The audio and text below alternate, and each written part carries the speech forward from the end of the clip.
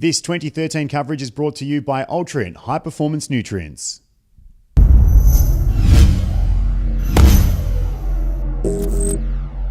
Two of which we knew. We started with Naughty. I'm stuttering now. We started with Naughty Nancy, which included a pretty interesting run around the soccer stadium. Of course, had the clean and jerk. Let's just start it one more time. This is really bad. This is fun. All right, come on. Okay. This is a final take. I'm not even doing another one. Let's go. Welcome to the RX Reviews coverage of the 2013 CrossFit Games, brought to you by Ultrient High Performance Nutrients. I'm John Michael, this is Michael McCoy, and we're still at the front of the StubHub Center on what has been a very exciting Day 3 action, Michael. Yeah, John, I think what's more exciting is the fact we're going to get this in the final take. But let's turn to the CrossFit Games of 2013. We are on Day 3, that is, Michael. And I think it was one of the most exciting days of the week. Why is that? Over to you. Well, let's recap what actually took place here at the StubHub Center on Day 3. We had 3 events taking place, 2 of which we knew, and of course, Dave Castro's surprise announcement in the afternoon. We started off with Naughty Nancy, which had a pretty interesting run around the soccer stadium. Then, of course, the clean and jerk ladder, which is always one of the best spectator events to see. And finished off with an old school event, CrossFit going old school style from 2007, bringing back a workout from that year at the Games. It was the hopper workout, which included a lot of rowing, pull-ups, and push presses. Mikey, what were your thoughts on that? What was your thoughts on that workout? Look, I want to rewind the clock just a minute. I mean, of course, the athletes were spectacular today, but I think what's more impressive is how CrossFit has figured out the formula for this. They've really made this a spectacular spectator experience. Try and say that 3 times.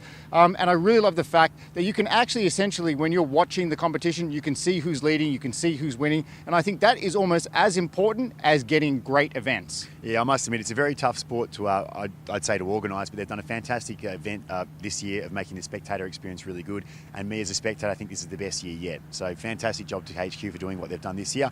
Let's go straight to the leaderboard though, Michael. Plenty of action taking place. As I said, the cream starts to rise to the top on Day 3, and that's what's happened in the male division with a 2-horse race starting to sort of evolve here. Mikey, you wanted a tight contest, and you've got one. Rich Froning, Jason Kleeper battling out for that top spot there.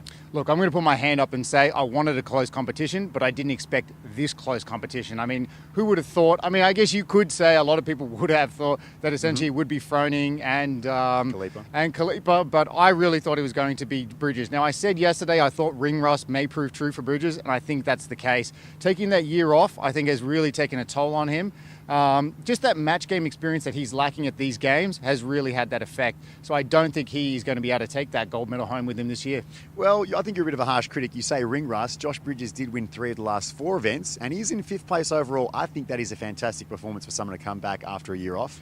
You may be right about that. However, I do want to state that Rich Froning has not won a single event, and yet he's still sitting in 1st place. That shows you consistency is the key, my friend. But who do you think is your tip to win and stand on top of that podium tomorrow? Kleeper, Froning, or maybe even a Smokey? Look, if I'm going to Vegas right now, and I will be this weekend, I'd be putting my money straight on Rich Froning. All right. Well, let's move straight to the females division where Sam Briggs is out in front. Now, a lot of us heading into this event were tipping Sam Briggs to take the cake, of course, with Thoris and Fouché out. She's probably where I expected her to be, 40 points ahead. But the surprise packet for me is 2nd place, Alessandro Pacelli. Michael, what can you tell me about her? Absolutely nothing, John. Knew nothing about her coming into this event. Heard a little bit of rumblings, but I can't tell you any details. I mean, she's a bit of a surprise packet, kind of like Casper the Ghost. She's actually a lot like Talana Fortunato, I think, rather than Casper the Ghost. Last year, Talana Fortunato had her first experience at the CrossFit Games and finished 3rd. Remarkable experience. This year, Alessandro Pacelli had a fantastic performance at the regionals. She's sitting in 2nd place and could very well take out the title in her 1st year. Now, that would be a fantastic experience. Let's move further down the leaderboard, or a few spots, should I say. Christy Phillips in 4th place, still within a chance. And, of course, Val Volberall put herself right into contention, winning the 2007 workout.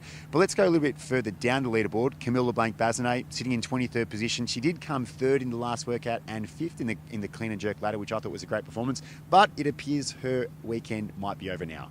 Yeah, John, you may as well start booking your tickets for 2014 if you want to see Bazinet do anything interesting. I mean, the most exciting cheers that she's going to get, and she got, was this evening, and that was when she took her top off.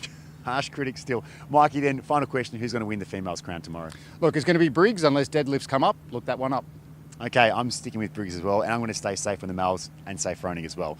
I'm a safe bet, aren't I? Looking forward to tomorrow. We've got 2 more events taking place. Of course, the final one, we don't know what, it could be anything. Of course, Dave Crasho, plenty of surprises. Last year, we saw the girls take place, 3 workouts back to back, worth 300 points. Who knows? Could happen today, could leave it very interesting.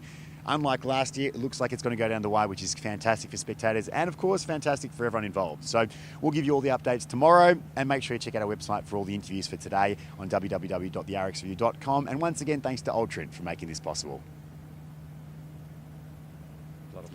That's your middle finger, mate. Question.